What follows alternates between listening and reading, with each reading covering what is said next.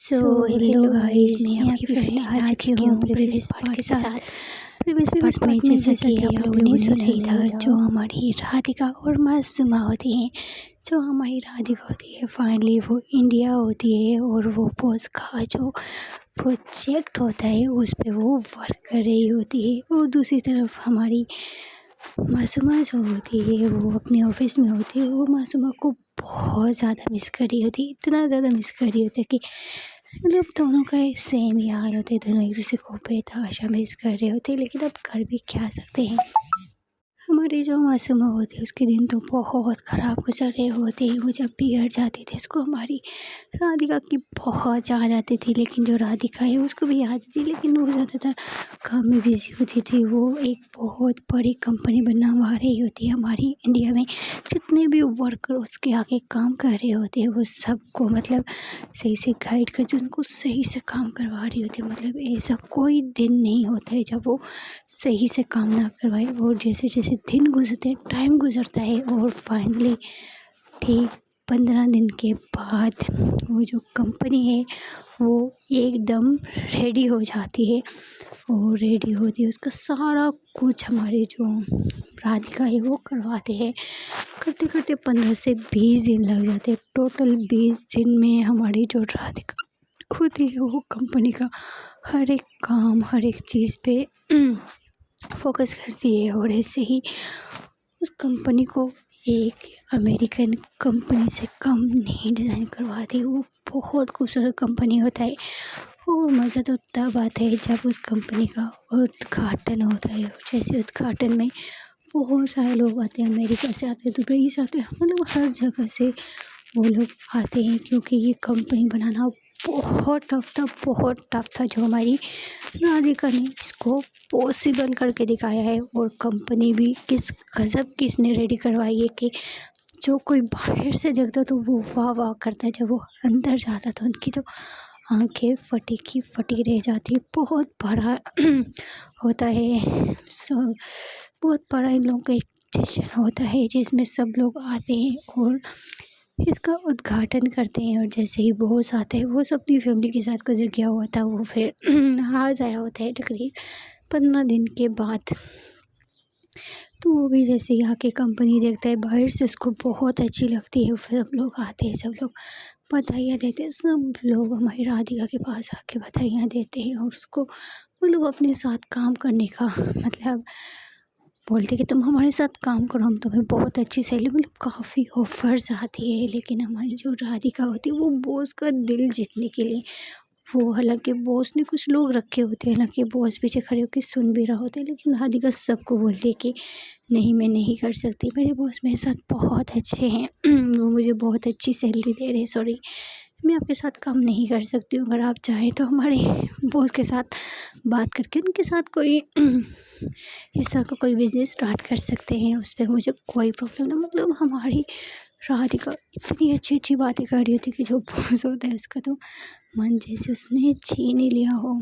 और ऐसे ही उद्घाटन होता है। उद्घाटन होने के बाद जैसे जैसे लोग जो लोग आए होते हैं वो सब लोग जैसे कंपनी के अंदर जाते हैं, कंपनी देखते हैं तो बिल्कुल अमेरिका की कंपनी से कम नहीं होती हर एक चीज़। और वो सारा काम भी होता है, कुछ काम जो मतलब होते हैं वो सोलर पे होते हैं, कुछ यूपीएस पे होते हैं। मतलब ये कंपनी ऐसी बनाई गई होती है कि इसमें कभी लाइट जाने की तो कोई चांसेस ही नहीं है। तो ये सब कुछ देख के सब लोग बहुत खुश होते हैं, सब लोग बॉस को बधाई देते हैं और सब लोग मुबारकबाद देते हैं। बॉस भी इस कंपनी से इतना ज़्यादा खुश हो जाता है कि वो बस हमारी राधिका की तरफ देखता है। और राधिका जो होती है वो सामने बैठी होती है, स्टेज बनाया जाता है, सबका वेलकम किया जाता है। वो जो होते हैं वो हमारी राधिका को स्टेज पे बुलाता है और बोलते हैं कि ये सिर्फ इस लड़की की मेहनत का काम है, इसे दिन रात एक करके मेरी ये कंपनी खड़ी की। और मैंने कभी सोचा नहीं था कि ये मेरी सोच से भी ज़्यादा मेरी कंपनी को डिज़ाइन करेगी। मैंने जहाँ तक मैं डिज़ाइन किया था वो एकदम बेकार था। फिर इसने मुझे आइडिया दिया कि हम लोग ऐसी कंपनी बनाते हैं और मैं बहुत खुश हूँ। मतलब वो काफ़ी तारीफ़ें करता है। और हमारी जो होती है राधिका उसको 5 लाख का चेक भी दे देता है और साथ में कुछ लोग उसको टिप्स देते हैं। करते करते हमारी जो राधिका होती है उसको 50 लाख रुपया मतलब वो वहाँ से जीत के आई होती है इंडिया से। वो आज रात की उनकी फ़्लाइट होती है। जो बॉस होता है वो बोलता है कि मैं सच में बहुत खुश हूँ, बहुत ज़्यादा। तुम्हारी वजह से सब लोग मेरे इस कंपनी की बहुत ज़्यादा तारीफ़ें कर रहे हैं। फिर जो हमारी राधिका होती है बोलती है कोई बात नहीं बॉस, मैं कर लूँगी, आप टेंशन नहीं लो। फिर ये लोग बात कर रहे होते हैं कि मासूमा की कॉल आ जाती है। फिर जो राधिका है वो बॉस को बोलती है बस मैं बात करके आती हूँ। फिर जो हमारी मासूमा होती है वो राधिका के साथ बात कर रही होती है। फिर मासूमा बोलती है कि जान कहाँ हो यार, और मम्मी पापा को पता चल गया कि आप यहाँ पे आई हो और वो आपसे बहुत नाराज़ है और वो आपको मिलने के लिए भी आ रहे हैं। जिस पे हमारी जो राधिका होती है तो उन लोगों ने मुझे कहाँ देखा, जिस पे मासूम बोलती कहाँ देखा, तो टीवी पे छाई हुई है एकदम। राधिका बोलती है क्या, क्या सच में छाई हुई? नहीं यार मुझे नहीं लगता ऐसा। जिस पे मासूम बोलती है हाँ बाबा वो मम्मी पापा बस पहुँचने वाले होंगे तुम्हें, और मुझे नहीं पता, तुम उनको हैंडल कर देना। फिर जो हमारी राधिका होती है वो मतलब बिना बताए मतलब सबको यहाँ पे आई होती है। हमारे आपके मम्मी पापा भी आए होते हैं, सब लोग उससे मिलने के लिए आए होते हैं।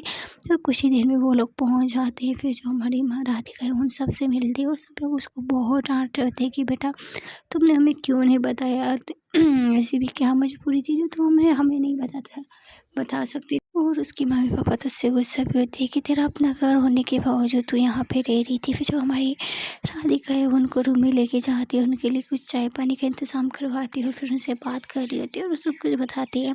ये लोग बात कर रहे होते हैं कि बॉस आ जाते हैं। बॉस हमारी राधिका के पापा से मिलते हैं और उसके मतलब पापा को मुबारकबाद देते हैं कि आपकी बेटी सच में बहुत ज़्यादा इंटेलिजेंट है। इसने मेरे ऑफिस का ये जो इसने बनाया है बहुत अच्छा डिज़ाइन करवाया है और हर एक चीज़ बहुत वीआईपी, मतलब काफ़ी तारीफ़ें करने लग जाते हैं। फिर जब बॉस होते हैं उनको कॉल आ जाती है, वो फिर कॉल सुनने के लिए चले जाते हैं। यहाँ पे जो राधिका होती है वो अपनी मम्मी पापा से और नैब के मम्मी पापा से बात कर रहे होते हैं और करते करते इनकी फ़्लाइट का टाइम हो जाता है। राधिका के पापा बोलते हैं बेटा तुम कुछ दिन तो हमारे पास रहना। राधिका बोलती है कि मम्मी पापा मैं फिर आऊँगी, आप टेंशन मत लो। तो हम ये सब बातें कर रहे होते हैं। फिर कि जो राधिका होती है इसका भाई बुलाता है और उसका जो भाई होता है वो मतलब बताता है कि जो मम्मी है उनको ब्लड कैंसर हो गया है। जैसे ही हमारी राधिका ये बात सुनती है तो उसके पाँव के नीचे से ज़मीन खिसक जाती है, मतलब उसकी आंखों में आंसू आने लग जाते हैं। उसका भाई भी रो रहा होता है। वो बोलता है कि मम्मी का इलाज इंडिया में पॉसिबल नहीं है, उनको अदर कंट्री में लेके उनका इलाज करवाना पड़ेगा। डॉक्टर बोल रहे हैं कि स्टार्टिंग है, अगर स्टार्टिंग से ही वो कवर हो जाएगा तो कोई दिक्कत नहीं होगी। लेकिन क्या करें, कुछ समझ नहीं आ रहा था। पापा ने मना किया था तुम्हें बताने को और मम्मी ने भी, लेकिन मुझे बर्दाश्त नहीं हुआ, इस वजह से मैंने तुम्हें बता दिया। राधिका सुनती अपने भाई को हक कर लेती है, बोलती कि ठीक है तुमने मुझे बता दिया। ऐसा बोल के वो सीधे बॉस के पास जाती है और बॉस के आगे सारी बात खुल के करती है। तो बॉस बोलते तो कोई बात नहीं, मैं एक और टिकट करवा लेता हूँ, तुम अपनी मम्मी को अपने साथ ले जाओ। फिर जो बॉस होते हैं वो एक और टिकट करवाते हैं। फ़्लाइट हुई लेट हो जाती है। फिर वो अपनी मम्मी पापा के पास आती है, मम्मी को देखती है। मम्मी का जो कलर होता है वो कुछ उड़ा भी होते हैं, वो काफ़ी परेशान भी होते हैं। इसकी मतलब देख के राधिका सब लोग काफ़ी परेशान होते थे, लेकिन हमारी पहली राधिका समझ नहीं पा रही थी बात में। जैसे ही उसको पता चलता है कि ये कंडीशन है उसके बाद वो फिर उठती है, मम्मी के पास आती है और मम्मी के पाँव में बैठ जाती है और अपना सर मम्मी की गोद में रखती है। उसकी मम्मी बोलती है कि बेटा ऊपर होके बैठना। राधिका बोलती है नहीं मम्मी मैं सही है। तो उसकी मम्मी उसके साथ बालों में हाथ फेर रही होती है। कुछ देर वो अपनी मम्मी की गोद में सर रख रही होती है। सब लोग ये शौक होते कि ये सब क्यों कर रही है। फिर जो राधिका होती है वो अपनी मम्मी के पास बैठती है और अपनी मम्मी का फेस अपने हाथ में थामती है और बोलती कि मम्मी एक बात बताऊँ। उसकी माँ बोलती है हाँ बच्चे पूछना क्या हुआ है। राधिका बोलती कि अब जब मैं कभी बचपन में बीमार पड़ती थी तो क्या आप मुझे ऐसे ही छोड़ देते थे, क्या आपने मुझे कभी डॉक्टर के पास नहीं लेके गए। राधिका के पापा बोलते हैं तू पागल हो चुकी, क्या हो गया ये कि क्या बोल रही है। पापा प्लीज़ आप बताओ ना मुझे, क्या आप नहीं बताओगे, क्या आप लोग मेरा कभी इलाज नहीं करवाए हैं। उसके पापा और उसकी मम्मी शौक होकर इसको देख रहे होते हैं। मम्मी पापा बोलो ना, आप लोग बोल क्यों नहीं रहे हो। जिस पे उसके जो पापा होते हैं वो बोलते हैं बेटा ये किस तरह का तुम क्वेश्चन कर रही हो, तुम ठीक तो हो ना। जिस पे हमारी राधिका फेक स्माइल करते हुए बोलती है, जी पापा, मैं तो ठीक हूँ, मुझे क्या होगा, लेकिन मैं आपकी बेटी हूँ और हमेशा से आपने फ़र्क किया है और आज भी आप फ़र्क करेंगे क्या? क्या आपको नहीं पता है कि मैं भी आपकी फैमिली का हिस्सा हूँ? क्या आपका ये हक है? क्या आप मुझसे हर चीज़ छुपाएं? जिस पे उसके पापा शॉक्ड होके पूछते हैं, बेटा इससे ये क्या बोल रही हो तुम? पापा, मैं मम्मी को साथ लेके जा रही हूँ और हम लोगों की 2 बजे की फ़्लाइट है। जिस पे उसके पापा शॉक्ड हो जाते हैं। वो बोलते हैं कि क्यों, तुम क्यों लेके जा रही हो? हमारी हैना बोलती है, पापा आप नहीं बताते हो तो इसका मतलब क्या है? मुझे नहीं पता चलेगा। मैं अपनी माँ को वहीं लेके जाऊँगी और अच्छे से अच्छे डॉक्टर के पास लेके जाऊँगी। अगर उसके लिए मुझे खुद को भी गिरवी रखना पड़ेगा ना, तो मैं वो भी करूँगी। ये सुन के जो हमारी राधिका के मम्मी पापा होते हैं वो दोनों शॉक्ड हो जाते हैं। राधिका के पापा की आंखों में आंसू आ जाते हैं। वो अपने आंसू पोंछ रहे होते हैं। राधिका अपने पापा के पास आती है और उनके आंसू पोंछते हुए बोलती है, पापा मैं हूँ ना, आप क्यों घबरा रहे हैं? कुछ नहीं होगा। और ऊपर वाला इम्तिहान भी उन लोगों का लेता है जिनसे वो बहुत प्यार करता है और जो उनके करीब के होते हैं। अभी देखिए ना, कितने लोग हैं दुनिया में जो कितना पाप करें, लेकिन आज भी वो ठीक है, सलामत है, एक रईस वाली ज़िंदगी गुजार रहे हैं। और ऊपर वाले ने इसमें कोई बेहतरी रखी होगी, इस वजह से प्लीज़ आप टेंशन मत लो। वो बहुत प्यार से और बहुत अच्छी तरह अपने पेरेंट्स को समझा रही होती हैं। एक टाइम पे ऐसा होता है ना कि जो पेरेंट्स होते हैं ना वो नहीं समझ पा रहे थे, लेकिन जो आगे बच्चे होते हैं ना वो पेरेंट्स को समझाते हैं कि ऐसे नहीं, ऐसे करना चाहिए। और जो पेरेंट्स होते हैं वो बहुत खुश हो जाते हैं।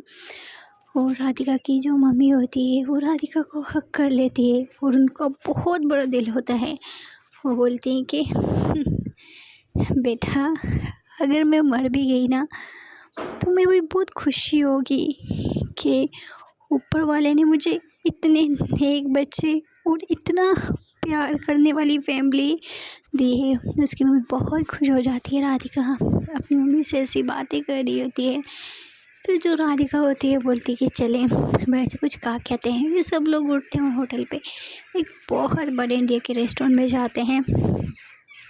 वहाँ पे जाते हैं और सब लोग खाना वाना ऑर्डर कर रहे होते हैं। हालांकि राधिका की मम्मी को बहुत कुछ मना होता है, लेकिन राधिका बोलती है मम्मी खा लें, ऊपर वाले पे छोड़ के खाते हैं। वो मतलब मम्मी की हर फेवरेट डिशेज़ अपने पापा की, हमारी नहीं आपकी मम्मी पापा के, मतलब सबके लिए बहुत अच्छा खाना लेके आते हैं। और वो होटल भी बहुत एक्सपेंसिव होता है, बहुत कम लोग उस होटल में जाते हैं।